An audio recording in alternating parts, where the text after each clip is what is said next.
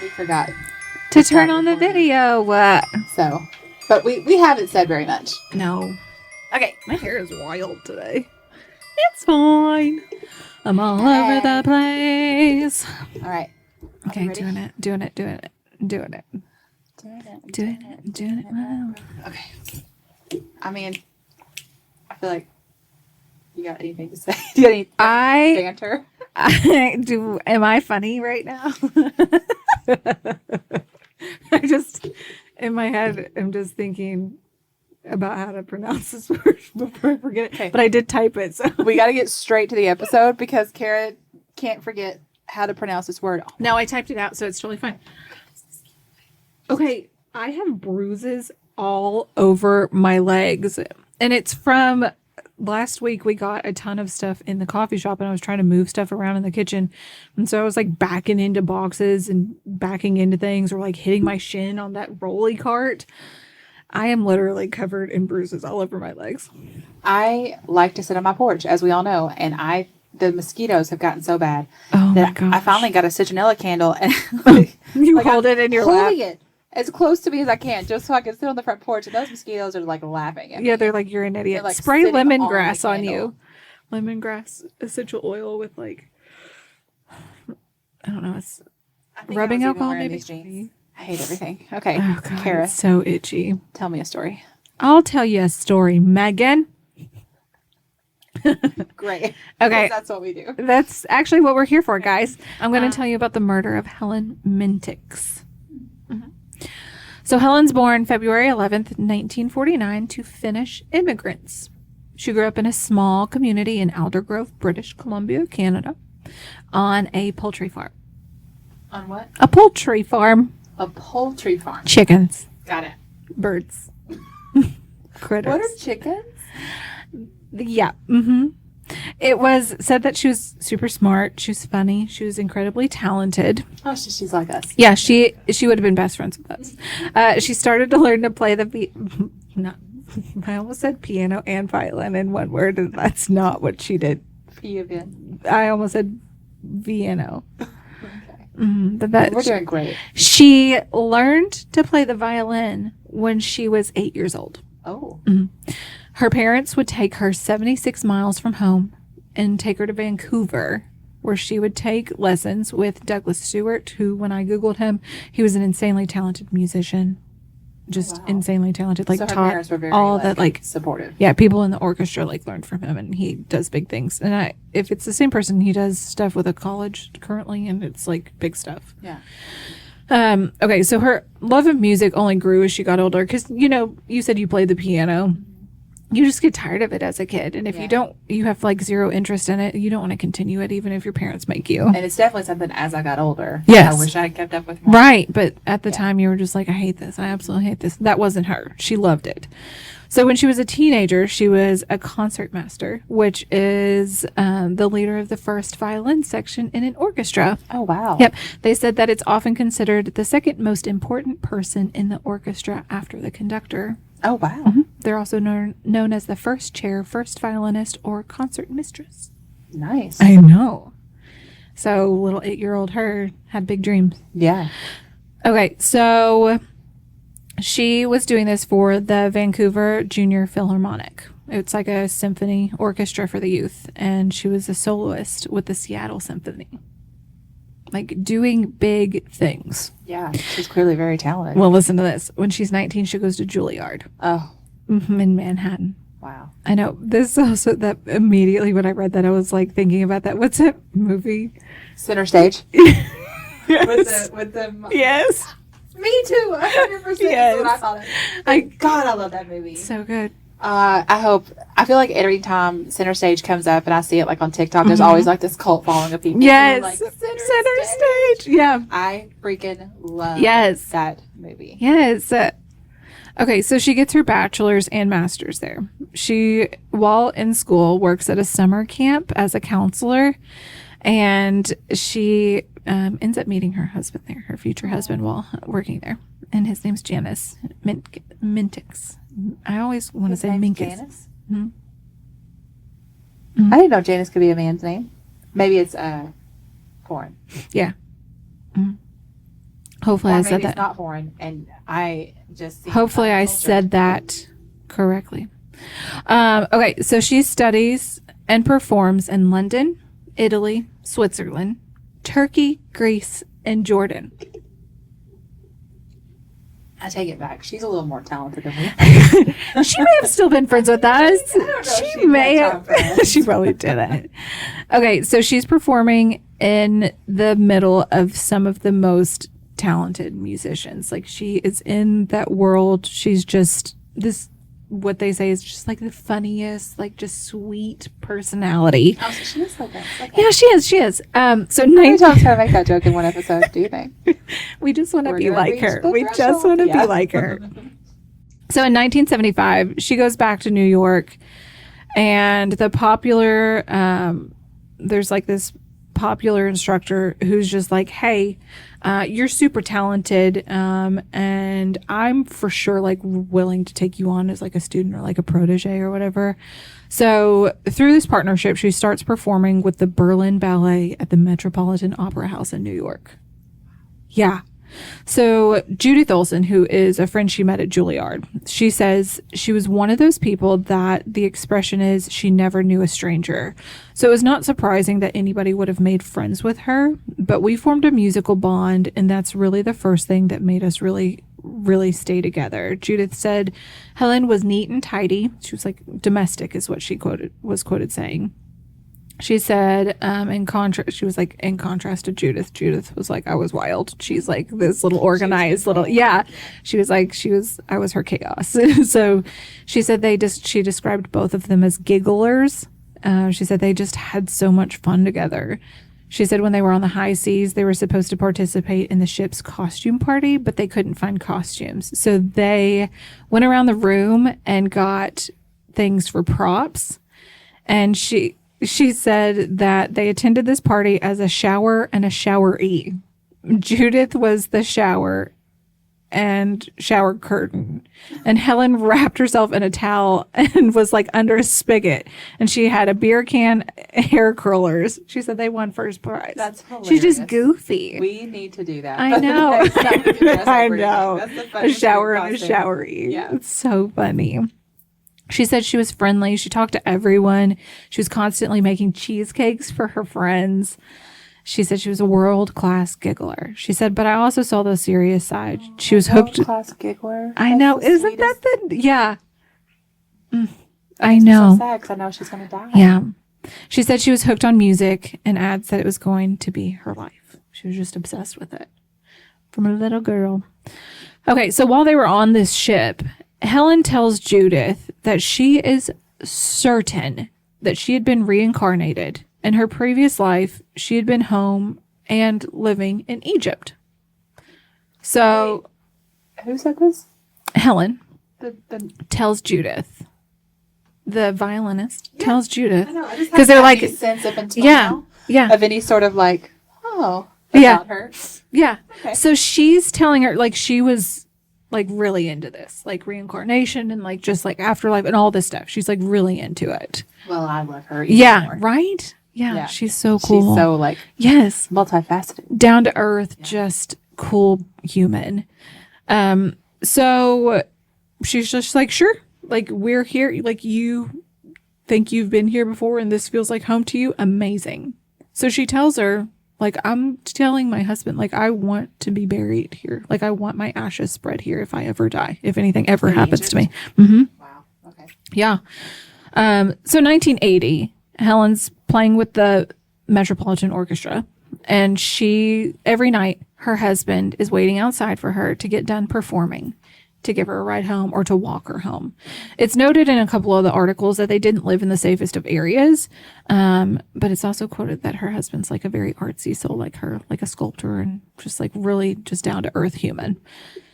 So, also P.S., it's really easy to be walking around in New York in like the best of best areas and to turn a corner and you're just like, how the heck do I get out of here? Yeah. Like it is scary. Yeah. Like just, Yeah. I was Suddenly just, it's like, oh no, I was I've just done a eating wrong here, turn. but oh my gosh, Yeah. what's happening? So I'm sure he was just like, I'm not letting her walk home by herself. Like this is not happening. Sweet. I know. Okay. So July 23rd, 1980, she's performing with the Berlin Ballet.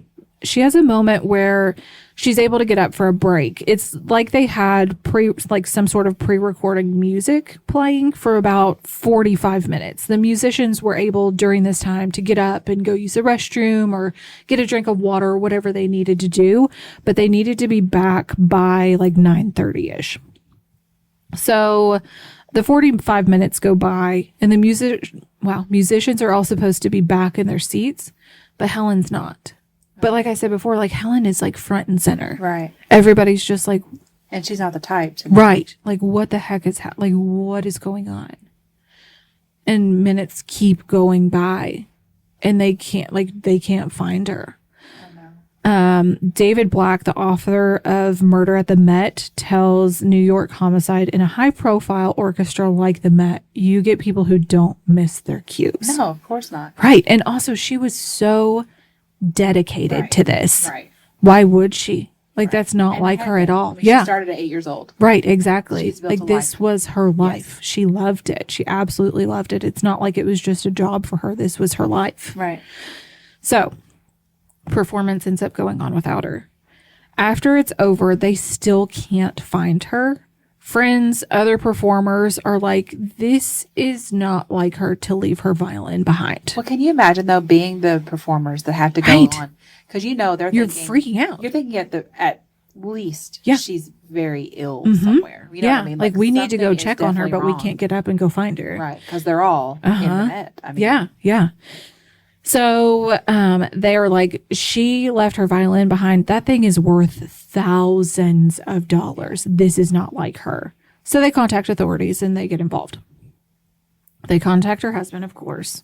And he's just like, listen, I was waiting for her outside the opera house so we could walk back to the apartment together. She never came out. And he was like, you know what? Maybe I missed her. So I headed back home to the apartment, but she never came home. And so then he's like, she's gone. She's missing. But maybe I missed her. Yeah. He always waited for her. Yeah. Why would he he's like, miss her? I don't know. Maybe he thought, maybe she didn't see him. And so, yeah. I don't know. And also, you just never think the worst thing. Right. You don't want to. Yeah. So then they go and they search her locker because they don't think he's done anything. So they search the locker and they found her change of clothes that she had for like after the performance, or like she had worn there, but then she changed into her performance attire and like would have changed back into or whatever, hadn't been touched. So they're like, okay, well, maybe she's still here. Maybe something's wrong with her here and she's just like somewhere here. So they start searching, but the problem was and still is, they said that every single floor was like a maze. Wow. It was just so intricate, like the way it was designed. They said that if you didn't go as like a buddy system, you would have gotten lost. Which makes it even like, so she really could just be in here somewhere. Yeah, like what, maybe she just like got stuck in a room or like, yeah, or right, exactly. Yeah. So Judith, her friend, said that investigators were warned by some of the stagehands, don't go anywhere by yourself because you can go somewhere, make a wrong turn, close a door, get lost, and realize you're locked in. Oh, Lord. Yeah.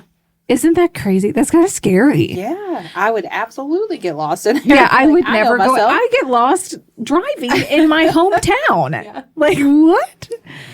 Okay. So the next day, they find her. Oh, no. They went up on the roof and they looked down a shaft. Oh, no. Yeah. A retired detective with the New York Homicide Task Force, John Bruno, says, when they looked down, they discovered the body of Helen, nude, bloody, and broken. Mm-hmm. Nude? Yes. It said she probably fell about 45 feet. Oh, God. She was bound, gagged, and blindfolded. Her purse and clothes were near her. Mm-hmm. Like thrown down the shaft with her? Yeah. Mm-hmm. So whoever did this took a lot of time to do whatever they did. Yeah. That's even scarier. Mm-hmm. Yeah. Because she was on one level. How did they get her all the way up to that level to get... It's a public building. Right. Right.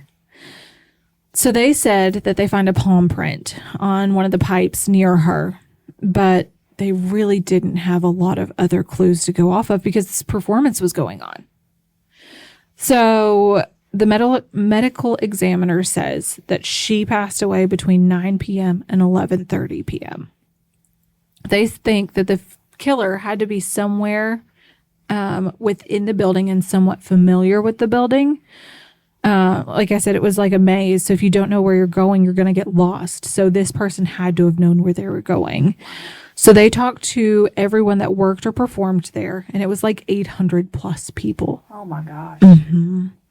They were showing her picture to every single person, from the doorman to, the valet if there was one, or, like the janitor, all the way up to like everybody leading the performance. It was just every single person that they could get their attention. They showed a picture to and were just like, do you remember anything from last night? So Laura Cutler, a dancer with the ballet, said she does remember seeing her. She's quoted saying, I had seen her the night before during the recorded music ballet. I was waiting for an elevator that was near the stage, and there was this woman and a man, and they came and started waiting for the elevator too. And she spoke to me, and that was Helen. The elevator went down to the basement first, and I got off of the elevator, and they went on. And it said in this article that I've linked that Helen had been interested in finding out where a famous dancer who was performing that night was, because she wanted to connect that dancer with her husband for a potential like job opportunities. So the dancer was just like, yeah, she asked me where to find that dancer. And the man that was around her said, oh, I know, he's on the 4th floor. So she was just like, but that's not true. So the performers were all on stage level, which she was like, well, maybe that was just like a mistake on this guy's part, or I don't know, but like that's where I saw her. Weird. So weird. When she saw them waiting for the elevator, it's like it seemed like they were separately waiting for the elevator? Yeah. Mm-hmm. Okay. Yeah, it was just like Helen was looking for this dancer or whatever. Like maybe she didn't get up to use the restroom. Maybe she was like, I'm going to take my 45 minutes to go find this dancer real quick because I know they're on a break too or whatever. And let me like connect him with my husband and maybe they can chat after or something. Maybe she was thinking that. So she like ran to find him. And so then she sees another dancer and she's like, oh, hey, like, do you know where I can find him? And this dude is just like, oh, I got you, 4th floor. Yeah. But the dancer was getting off and she off the elevator, and then those two just like rode together on the elevator. So, like I said, it's just weird. Like, was he lying to like get her alone with him, or was he just like lying because I don't know, or did he really think? I don't know. So they said this.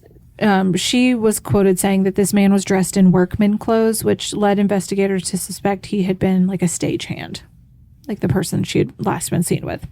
Is this solved? Mm-hmm. Okay, good. Yeah. I know. I invested in it. Yeah, it's scary. It's solved. Yeah. Okay. So they also said that the knots that were on, tied her up, were the kind of knots that stagehands knew how to tie. Okay. Isn't that crazy? Yeah. Yeah.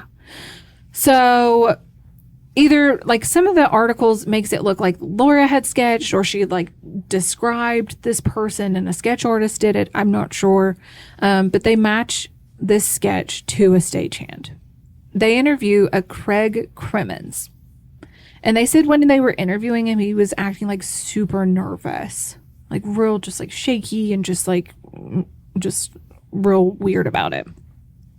He allowed them to take his fingerprints, though.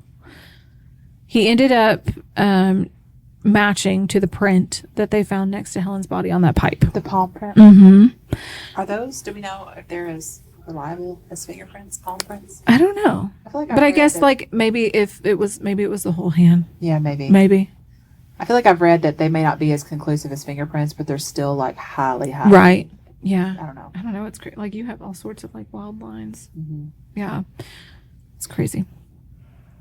This will only be in the YouTube video. So this is Yeah. Yeah. Two lines. Yeah. But me, this is one. Uh-huh. It's called a semi-increase. Oh. Yeah. Well, Lauren has it. And that's why when Lauren was born, they did all this genetic testing. Oh, yeah. Because it's apparently a marker for Down syndrome.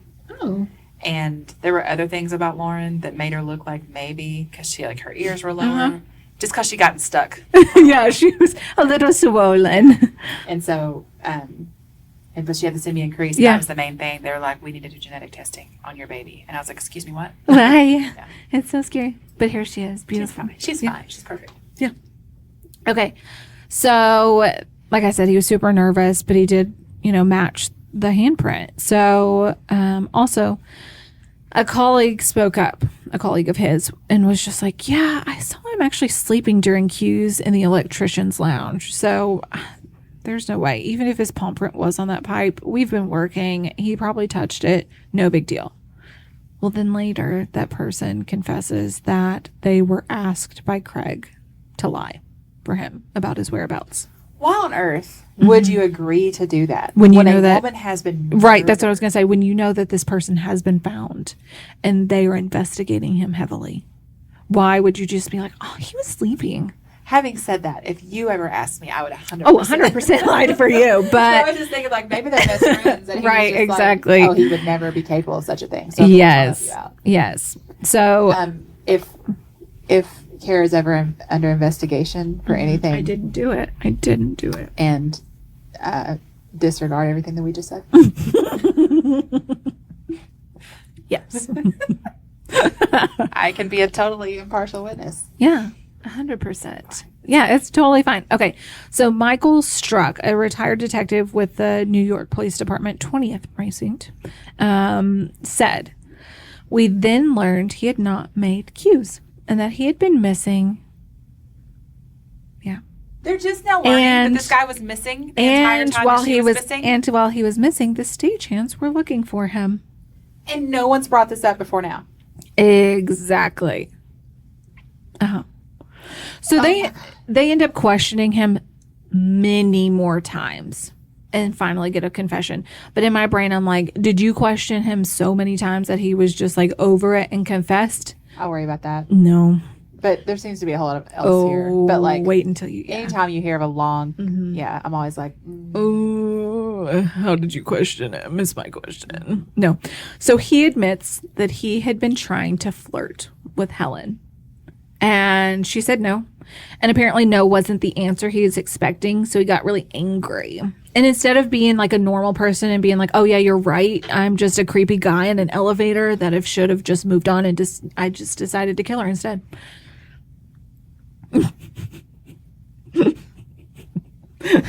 Now is not the time for me to hear this story. Red flags, red flags, red flags. We're allowed to say no. We can say no, guys. Who knew? And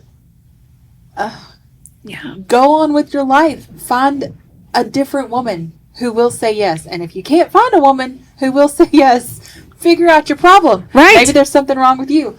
But you don't. Oh my God. Hey guys, remember when Megan used to go on tangents when we first started this? Here we are, and I love it. I'm here for it. I just I'm so tired of being afraid of men. Yeah. I'm so tired of feeling like I have to protect the feelings of men.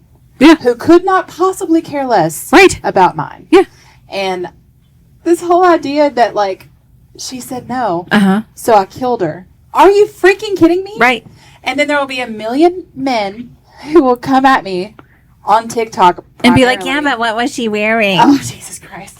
Or they'll just be like, she let him on. Or just make the argument that, like, well, women are awful too. And I'm like, look, I am not saying there are not bad women Don't in the eat world, their cakes. But I have had this argument with a man recently where I was just like, okay, have you ever been afraid that a woman was going to murder you? Yeah, no, probably not. And he had to say no. And I was like, all right, then get out of my face. Like, don't talk to me about it. You don't understand. Yeah.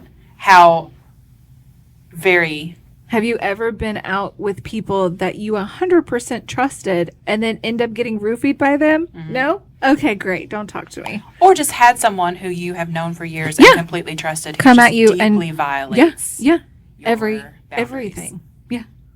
Yeah, no. Because they, for some reason, think they have the right to. Yeah. Because they're a man. They're a man and you're a woman. Yeah. Yeah. We're the she, woman, man haters club. And the thing is as I've been in the dating world. Yeah. And I've had men listen to this podcast and they're like, you hate men. And I'm like, no. We've even had women be like, you hate men. I don't hate men. Fix yourself. I'm a big fan. I'm a big fan of plenty of men. Yeah. But like, I'm not going to keep my mouth shut about the bad ones either. Right, like, I'm exactly. tired of being afraid of men. And a lot of the men that we talk about on this podcast aren't the good ones. Right. They're on this podcast for a reason. Yeah. There are also bad women on this podcast. Oh, I love telling those stories. Person. Yeah. Like, you know what I mean? Right. The thing is, if you're a decent dude, then you can hear me talk about the crappy ones and know this doesn't apply to you. Right, exactmen. And move right along You with your don't life. feel offended at all. No, because you know it's not you. Yeah. And you can actually be somewhat empathetic. Okay. Men. I wonder how much of that will make it in the final episode. Oh, all of it, because I'll be editing it. Okay, like I said, he got super angry, kills her. So an investigator says Craig had killed her with a hammer. They said he chased her. Oh, my God. Tried to have sex with her, trapped her, took her to the roof, and tossed her to her death. This poor woman. Mm-hmm. So that's why she was nude and bound? Because he tried to have sex with her, and she, So he just took it. She already said no, but for some reason he thinks that just doesn't matter. Yeah. He has the right Yeah. to her body. I swear. I'm so freaking angry. Exactly. So September 1981 rolls around. They convict Craig of murder. They sentence him to 20 years in prison. Megan? 20 years? It's 2024. 20 years? Yep. He attempted to apply for parole often, but was denied every time. But as of 2022, per the New York Department of Corrections, Craig was released on parole in August of 2021. He beats a woman with a hammer because she said no. He still lives in New York, is what it says. That's what I could find. Craig. Yeah. Craig. He beat a woman with a hammer because she said no. She didn't threaten him in any way aside from beautiful ego, life apparently. Away from a beautiful future, a loving family, husband, friends. Like, it's just the things that sweet little Judith will say about her and her family says. It's just, they loved her so much. And this idiot tried to flirt and was told no. And he said, so I'm going to sexually assault you and kill you with a hammer and throw you down 45 feet to your death. Yeah. While you're at your job. Yeah. She's married. Can you imagine? Like, and he was a stagehand, so he had to have just been watching her. Yeah. He saw her get up. He had to have followed her. And finally found an excuse when she asked another dancer where this person was. And he's like, I'm taking advantage of this. And this is, I know I'm in a full-on rant at this point. We love it. We're here for it. For the men who get offended when I talk about this kind of thing. It's like, it takes one interaction for this to happen. Yep. So, like, we have to be cautious. Oh, my gosh, every man. Because you never know what you're dealing with. Yeah. This could be a totally normal dude. And there are those. Yeah, there for are sure. Plenty of normal dudes who can be rejected and move right along with their life because they know that they have worth and they'll find somebody else who wants them. Why would you want to be with someone who doesn't want to be with you? Right, exactly. But there are also plenty of crazy ones. Yes. Who, when you reject them, suddenly you have to prey. die. You're they prey. Can't take it. Yeah. Yeah. And there's no way to know which is which until the crazy comes out. Crazy person. Yeah. In the times when I have like rejected a guy and it's gone well, those are like the most. What was that? Sounds like a chair being. Is the plumber in here? Maybe. I don't know. But when I have rejected a man and they've taken it well, it is the most refreshing experience. It makes me like them more. Yeah. And not because like, oh, he rejected me. No, like I'll be your friend. Oh, yeah. Yeah, like look at you. Look how freaking confident you are that I can turn you down and you know that's not the end of your life. Yeah, but we can still have a normal conversation. And then they're the ones who, you turn down and it's like, how dare you? Your life hell. How dare you? I'm a catch. I don't know. It's nuts. Yeah. Oh, that's so awful. Yeah. I know. Oof. It's completely unrelated. I cannot hear the name Craig without thinking of Friday. Craig! You ain't got no job. You ain't got no job. Oh, my gosh. Well, thanks you guys for listening. Yeah. I hate that story. I hate horrible people. We're going to get a lot of angry messages about this. I love them. It's not going to change my opinion. No. You know what I mean? I've had enough scary interactions to where I'm at the point where I don't hardly make eye contact anymore. Yeah. Like, it's just easier. Yeah. And I hope that gets better. No. But it may not. And I'll do whatever I have to do to be safe. I've learned to make eye contact but have tunnel vision so you don't know you're making it. So maybe it doesn't get better, it gets worse. You're just cross-eyed. I have a weird coping mechanism. Oh, man. Oh. All right. Thank you all for listening. Yeah. I feel the need to say that I have plenty of good men in my life. Yeah. And I truly am not a man hater. I'm really not. Right. And I hate it when people just call me that. You just had a couple bad experiences that. Yeah. I'm just also not going to do everything like to be liked by 100% of men. Right. Exactly. I think it's okay to hurt a man's feelings. Right. Because it's 100% okay for them to hurt ours. Right. And that's not even a feminist statement. That's just being a that's human. A human.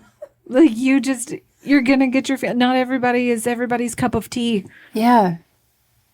I can dislike men and women equally. Trust me, I do. I'm an equal opportunity disliker. I don't like most people. I like you guys and like 3 people. Right. Let's just go ahead while we're here. Talk about that message we got. Yes. The comment we got where and I listen, hesitate. If you're still a listener, great. We love you for it. But well, I hesitate to talk about it because I think it was coming from a place of I think she's genuinely trying to be helpful. I think that she is genuinely lonely, and she was basically warning us against our. I guess she's one of the people that thinks that we hate men and that we. Right. She's basically saying that when she was younger, she was a lot like us, where she. Fun and fancy free. Yeah, and turned down a lot of men, and now she's a lot older and not in the same shape that she was when she was, 20 or 30 years ago, as none of us are. Right. And now she's lonely, and so she wishes that she hadn't been so picky when she was younger. And I guess we all go through different seasons of life, right? I'm constantly in a new season of life. I am currently in a season where the idea of being alone is so much more peaceful. Oh, yeah. Than the idea of having to entertain someone else's nonsense. Yeah. And that's just, I have so many other things on my plate right now. Yeah. And so I hear what you're saying, and I truly do appreciate that. I truly believe that you're thinking you're sad and you don't want us to be sad. Yeah, yeah. You feel like you made mistakes and you're trying to keep us from making mistakes. Yeah, life lessons. I am not afraid of being alone. Yeah. I think that 10 years ago I was terrified of being alone, and I made a lot of bad choices because of that. Right. And a comfortable choice. Right. Yeah, yeah, yeah. And now it's like, well, in some cases, just terrible decisions. Right, yeah, yeah. Bad moves. Yeah, yeah. But now it's like, what are y'all doing? What are they doing? But now I'm at a point where I'm just, if I end up alone, I will still have, alone romantically, I will still have a life full of friends and hobbies happiness and joy and bring me joy. Yes, kids. both things that I do with and without people. Mm-hmm. But I also... The chubbiest dog ever. Oh my gosh. I just love her. But I have hope that I will not end up alone. Yeah. It's just that if I do... It's totally fine. I'm not so afraid of that anymore. Yeah. I feel like it'll be okay. Yeah.